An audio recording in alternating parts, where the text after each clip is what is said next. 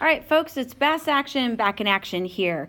On these pages of notes, we are going to graph our exponential functions, then we're going to do logarithm functions, we're going to talk about writing equations, and this section is going to review every single thing that we have done in this chapter so far, or almost everything. So let's jump into graphing our exponential functions, and we're going to do some summary information up here at the top.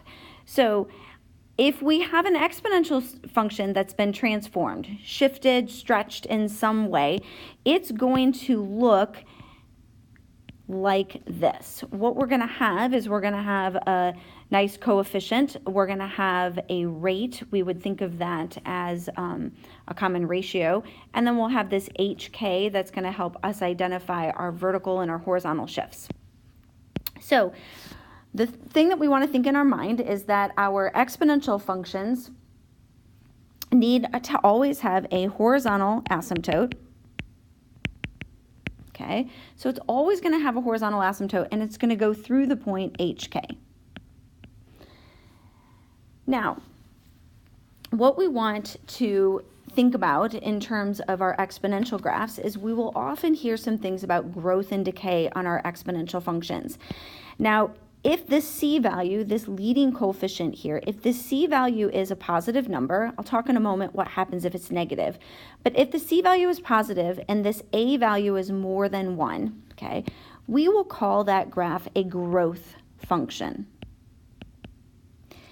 If our C value, however, is positive, but this A value, this common ratio that we would think about, is less than 1, then we would describe that graph as a decay function.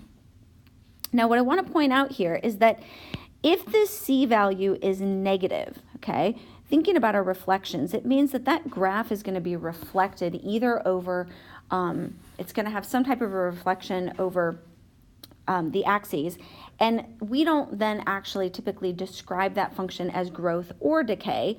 We would say it's none, although you might encounter a professor along the way that does give it, maybe calls it a reflected growth or a reflected decay. But for our purposes, we're not going to call it anything. The other thing that I want to review is that if we do the inverse of an exponential, it'll of course give us a logarithm. So our inverse is going to be a reflection over the line y equals x. And of course, as we've talked about earlier, we can always find that by simply reversing the points on the graph. Okay, so that just means switching the x and y's. So let's jump into a few things, and we are going to organize our workspace a little bit so it doesn't get too crazy for us. So let's do a little organization of our workspace here. I'm going to draw in some lines that will help us kind of separate some things out a little bit, okay? Now, down here on the bottom, in these bottom two sections that we've just created, we're going to, before we even think about actually our graph, let's just think about some algebra that we already know how to do from this chapter. We could certainly find our y-intercept by just letting our x value equal 0, and we could find our x-intercept by letting y equal 0, okay? So if I were to do that algebra, which I'm going to do here in a moment, what I'd like you to do is pause the video and find your x and your y-intercept by letting your, or I should say your y and your x-intercept by letting your x equal 0 and your y equal 0, and then restart the video and check your answers. Let's see if we get the same thing. All right, so let's check our work here. Again, this is just a great opportunity for us to review all of the solving skills that we've been working on for the last few days. So if we've got, for example, our y-intercept, we've solved for y, we could certainly write that here down below as its actual y-intercept is in the nice ordered pair.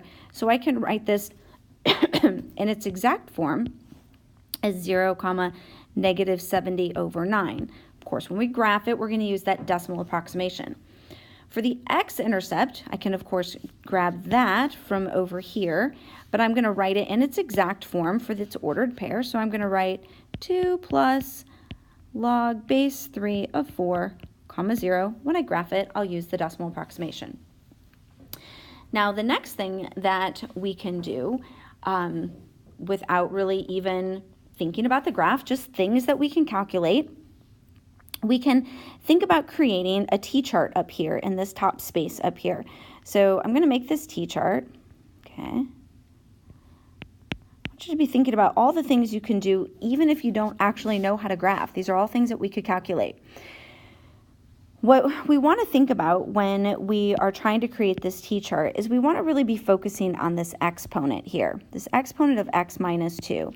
What we know is that the easiest exponents to evaluate are exponents of 0 and exponents of 1.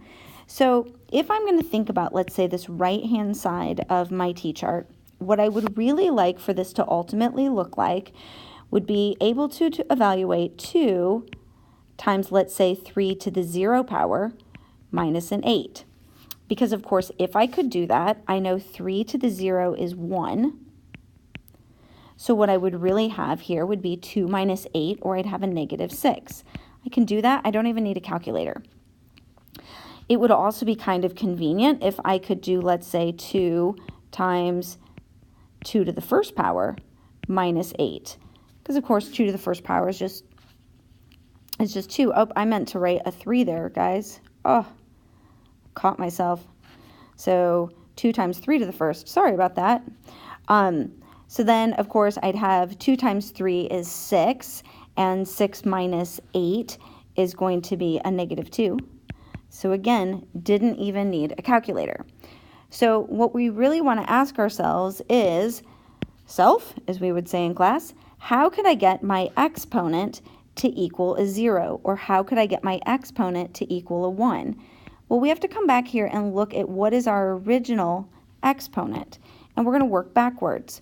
We know that our actual exponent is an x minus 2, but we would like it to equal 0. So solving that equation, if I choose an x value of 2, I would get an exponent of 0. And on the next one, we know our exponent is x minus 2, but we want it to equal 1. Solving that, I would get a 3. So this is going to give us some really nice points that we can put on our graph.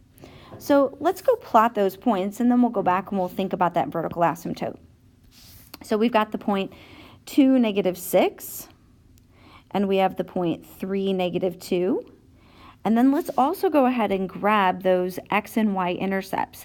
So my x-intercept was a little bit over a 3, and my y-intercept was a little bit more, or almost a negative 8. Negative 7.78. Okay, so now I've got some nice points there that I can certainly connect. The next thing that I'm going to grab, and I actually in reality would probably do this first, I just wanted us to review here what can we do without even knowing anything about the graph. We can figure out where is our horizontal asymptote. So I'm going to look at this transformation. So it's going to, the HK is going to be 2, negative 8. So I've got this point 2, negative 8. And that's not a point on my graph. What it is a point 2, negative 8. My horizontal asymptote is going to go through that point. So now what I can do is I can see that, oh yeah, my points are getting really, really close. So I can put this graph right in there and see, oh, it's definitely getting very, very close to that horizontal asymptote. From that, I can certainly take a look down here below and I can realize that, oh yeah, my domain is just what I would have expected, negative infinity to positive infinity. And I can certainly see that my range is going to be from a negative 8, not inclusive, to positive infinity. Now, that's going to be helpful because these values here at the bottom, let's think about the relationship. These values at the bottom are going to reverse for my logarithm. And I need to also write in my horizontal asymptote here. So I have my horizontal asymptote is y equals negative 8. All right, so let's connect these. If my asymptote was y equals 8, then on its inverse, I need to switch the y to an x. so it's going to become x equals -8. My y-intercept, when I reverse the x and y pairs, will become an x-intercept. So -70, over 9, 0.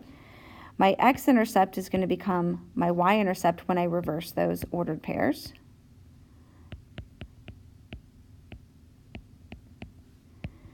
Of course, this domain is going to become this range. And this range is going to become this domain. That's the whole point of these inverses. Using all of that, I can pull all of this together and I can reverse everything on my graph.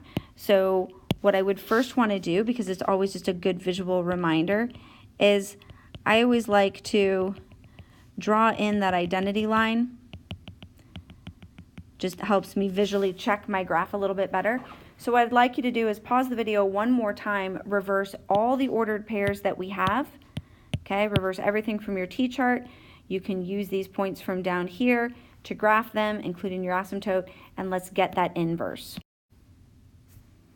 All right, you can check all those points. All I did was reverse everything, but we can see that we have that really nice reflection over the identity line, just as we would have expected.